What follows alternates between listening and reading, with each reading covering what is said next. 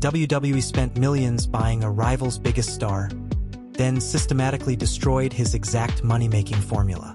Picture sitting on a frayed sofa in the summer of 2003, handing over $35 hard-earned dollars for a pay-per-view broadcast. You expected a 2-minute human hurricane, a giant who built a multi-million-dollar brand simply by exhaling smoke, glaring at a camera, and obliterating opponents in 90 seconds.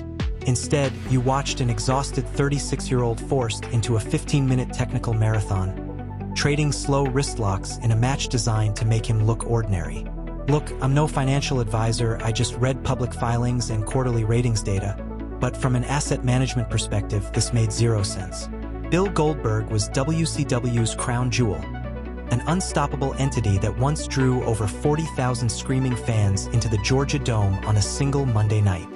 His entire commercial appeal rested on a single, brutally efficient metric: absolute destruction in under 3 minutes. Yet within 5 months of signing him to a multi-million-dollar contract, WWE had stripped away his invincibility, slowed his ring pace, and flattened his pay-per-view momentum. They turned a guaranteed money printer into an awkward corporate compromise.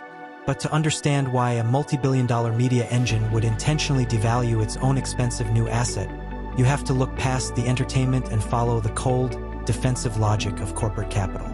Think of it like buying a $200,000 imported supercar built by a rival manufacturer. The vehicle was engineered for one specific job: explosive, straight-line acceleration. But instead of running it on a drag strip, you hitch a heavy cargo trailer to the back, force it through congested city streets, and complain when the engine overheats. All just to prove to your neighbors that your home-built pickup truck is more practical. On paper, WWE presented this acquisition as the ultimate consumer dream.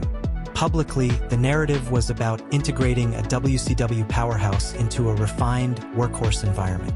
They told the audience that real champions had to endure 20-minute endurance tests, not 3-minute squashes.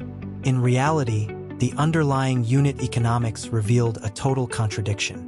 Goldberg's financial engine was powered entirely by brevity and momentum. In his prime, a 90-second destruction segment generated higher television quarter-hour ratings spikes than a 20-minute technical masterpiece. The efficiency was the asset. Now, traditional analysts at the time argued that WWE was simply protecting the integrity of its ring product, claiming a 2-minute character gimmick couldn't sustain a long-term Monday night television storyline. That sounds logical on the surface. Therefore, forcing Goldberg into long, competitive matches wasn't an accidental booking mistake. It was a deliberate structural pivot designed to alter public perception and systematically erode the value of rival intellectual property.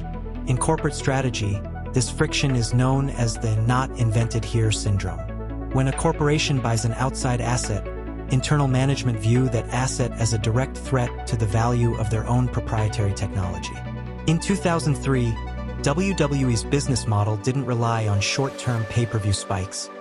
It relied on the perpetual equity of its homegrown intellectual property, stars created and owned entirely inside the Stanford machine. Goldberg arrived on a guaranteed 1-year contract paying him roughly $1.5 million. To put that in perspective, that base salary required the company to sell over 40,000 individual pay-per-view buys just to cover his baseline paycheck before accounting for marketing or arena production. If WWE allowed Goldberg to walk in and easily overpower their native roster, they would implicitly signal to their global audience that rival WCW assets were superior to their own homegrown intellectual property. They would be inflating the equity of an outside contractor at the expense of their permanent corporate roster. Now, look closely at SummerSlam 2003 inside the Elimination Chamber. Goldberg entered the steel cage as an unchained force, eliminating 3 top stars in rapid succession, while 30,000 fans exploded in raw excitement. The economic engine was fully primed for a massive title crowning that could have driven pay-per-view buy rates for months.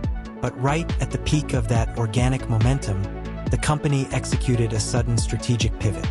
They had an injured native champion strike him with a heavy steel sledgehammer for the pinfall loss. They sacrificed immediate pay-per-view revenue to protect the internal power hierarchy, setting up a quiet structural open loop. When that fan on the sofa turned off their television that night in 2003, they assumed they were witnessing a creative misfire. They believed a legendary performer simply lacked the technical endurance to survive in a higher-tier wrestling organization. They were wrong. Goldberg wasn't failing an athletic test. He was paying an invisible corporate tax. The public saw a declining sports entertainment product, but the boardroom executed a textbook asset depreciation strategy.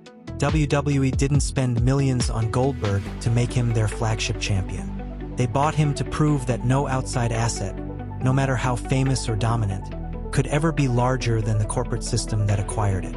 In the cold logic of corporate capital, destroying a rival's legacy will always be worth more than celebrating a victory you didn't invent.